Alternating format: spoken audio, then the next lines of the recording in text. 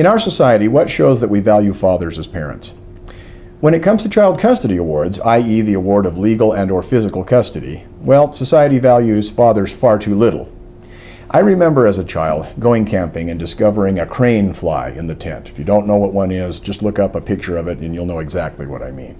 It didn't matter how many times I was told the crane fly was harmless, and it was. I was terrified of it. Even if the dragonfly flew away, it didn't matter. I lived in constant fear that a crane fly would bite or sting me. I was miserable the entire camp trip because I was convinced of something false. What does that have to do with this video? When it comes to child custody awards, fathers are the proverbial crane flies. It is far too difficult in most parts of the United States, and other parts of the world for that matter, for a loving, engaged father who is by every reasonable standard fit to exercise both legal and physical custody of his children, to obtain a joint equal physical custody award. Fathers are treated as second-class parents in child custody disputes. They are presumed to be less capable, less dependable, less loving, less interested in caring for their children than the mothers generally. Such treatment of fathers is as destructive as it is irrational and immoral. If a father is the primary or sole breadwinner in the family, that is a strike against him in the child custody award analysis.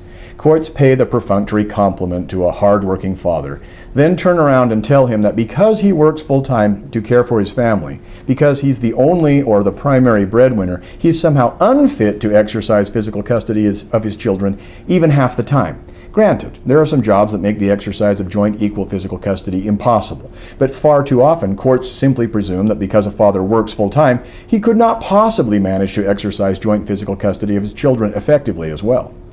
When a father literally begs the court simply to give him a chance to prove that he is, quote, worthy, end quote, and capable of exercising joint equal custody of his children, I have yet to see a court grant that request. I'm not kidding.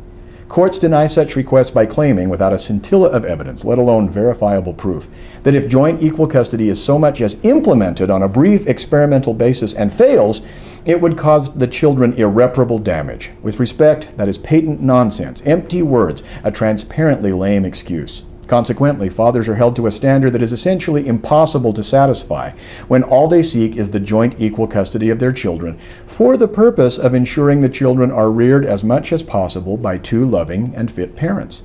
The rate at which courts deny loving, fit fathers joint equal physical custody of their children is tragically high. Such denial breaks children's hearts, to say nothing of the fathers' broken hearts. This miscarriage of justice is not going unnoticed, fortunately. More and more states are passing laws recognizing and combating the blatant discrimination against fathers that the legal culture has indulged in for far too long. But that's cold comfort for the fathers and children who are still being victimized today.